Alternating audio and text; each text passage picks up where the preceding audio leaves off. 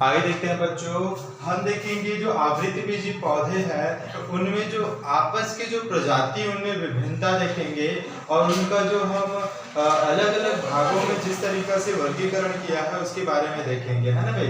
तो देखते हैं, सबसे पहले देखते हैं कि जितने भी आवृतबीजी पौधे हैं उनको जीवन के आधार पर किस तरीका से बांटा गया है। किसके आधार पर भाई? जीवन के आधार पर, उनके लाइफ के बेस पर कैसे उनको क्या किया है, क्लासिफिकेशन किया है। तो देखो इनको 3 भागों में लाइफ के आधार बेस पर जो है क्लासिफाई किया है, जिसमें पहला है एक वर्षीय। क्या है भाई? एक वर्षीय।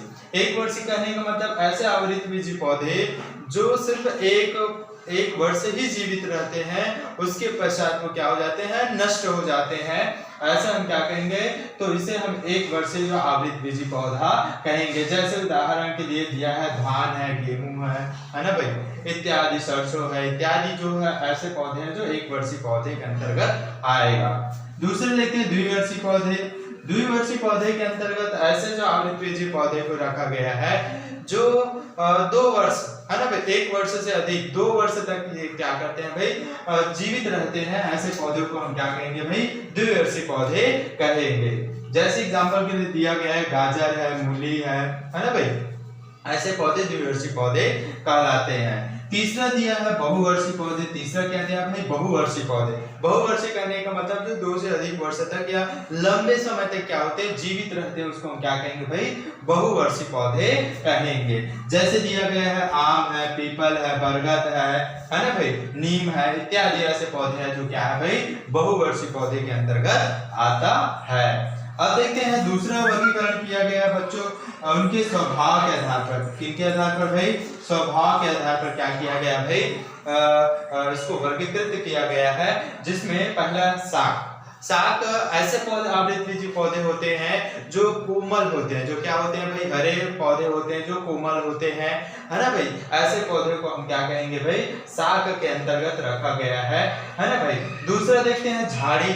झाड़ी ऐसे पौधे होते हैं जो इनसे थोड़ा क्या होते हैं, कठोर होते हैं और जो है इनमें जो है बहुत सारे जो है टहनियाँ होती है। जैसे देखा जाए तो नींबू, है ना भाई, ये नींबू है, गुड़हल है इत्यादि क्या होते हैं, उनमें बहुत सारे टहनियाँ होती है। अतः इसे हम क्या कहेंगे भाई? झाड़ी कहेंगे। ठीक है। अगला देखते हैं वृक्ष। वृक्ष, तो वृक्ष ऐसे पौधे हैं जो क्या होते हैं भाई? एक पेड़ होते हैं, बहुवर्षीय पौधे होते हैं, है ना भाई, जिनमें काष्ठ पाया जाता है, जिनमें बहुत ज्यादा मात्रा में क्या पाया जाता है? काष्ठ पाया जाता है। जैसे एग्जांपल के लिए आम है ना भाई, पपीता है। ठीक है, पपीता में खैर काष्ठ नहीं पाया जाता है ना, लेकिन इनको भी जो है इसके अंतर्गत रखा गया है, इनका वृक्ष के अंतर्गत रखा गया है। अगला दिया है पोषण। अगला दिया गया है पोषण के आधार पर, मतलब किस प्रकार से भोजन करते हैं, क्या स्वयं बनाते हैं कि दूसरे पर निर्भर रहते हैं। तो इनकी भी प्रजाति भिन्न भिन्न प्रजाति है, इसलिए भिन्न भिन्न प्रजाति भी पाया जाएगा, है ना भाई। तो दिया गया है जैसे इनको निम्न भागों में बांटा गया है, जैसे स्वपोषी, है ना भाई, स्वपोषी के अंतर्गत ऐसे पौधे को रखा गया है जो हरे है, जो क्लोरोप्लास्ट पाया जाता है, जो अपना भोजन स्वयं बनाते हैं, उनको जो है स्वपोषी के अंतर्गत रखा गया है। एग्जाम्पल के लिए आम है, नींबू है, गेहूं है, धान है इत्यादि जो है आवृतबीजी पौधे हैं जो स्वपोषी है। अगला देखते हैं विषमपोषी। तो विषमपोषी के अंतर्गत जो विषमपोषी मतलब दूसरे पर निर्भर रहता है ना भाई। तो इन्हें भी 2 भागों में बांट दिया गया है, एक पूर्ण परजीवी और दूसरे आंशिक परजीवी। पूर्ण परजीवी के अंतर्गत रखा गया है पूर्ण रेफ्लेशिया। क्या रखा गया है? रेफ्लेशिया। तो रेफ्लेशिया एक ऐसा पौधा है जो ठीक है बच्चों, तो पूर्ण परजीवी को जो है रेफ्लेशिया के अंतर्गत रखा जाता है, जो जीवन भर दूसरे पर जो है क्या होते हैं? निर्भर होते हैं। अगला दिया है आंशिक के अंतर्गत देखेंगे अमरवेल। सॉरी, आंशिक के अंतर्गत रखा गया है अमरवेल, है ना भाई, जो क्या होता है आंशिक रूप से जो है क्या पे दूसरे जीव पर क्या होते हैं? निर्भर होते हैं। अब अगला देखते हैं बच्चों, अगला दिया है मृतुपजीवी। मृतुपजीवी पौधे पादप ऐसे पादप होते हैं जो क्या होते हैं? सड़े गड़े जो या फिर कार्बनिक जो पदार्थ है उनसे जो है उनको अपघटन करके अपना क्या करते हैं? जीवन यापन करते हैं, है ना भाई। तो ये हो गया मृतुपजीवी। जैसे दिया गया है मोनोट्रोपा।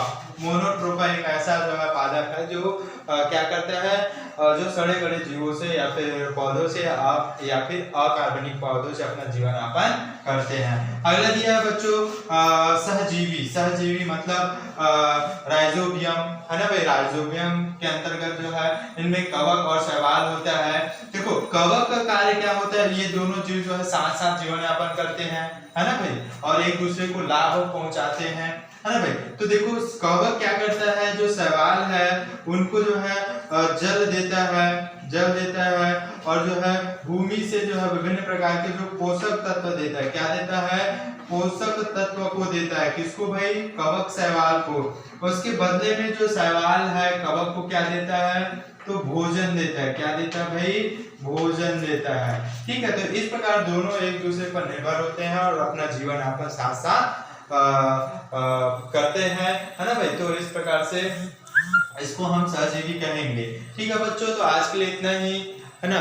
तो बाकी कल अध्ययन करेंगे। कल पढ़ेंगे मोनोकाट और डाइकाट है ना भाई। क्या पढ़ेंगे, एक बीजपत्री और द्विबीजपत्री। फिर ये लेसन हम लोगों का कंप्लीट हो जाएगा।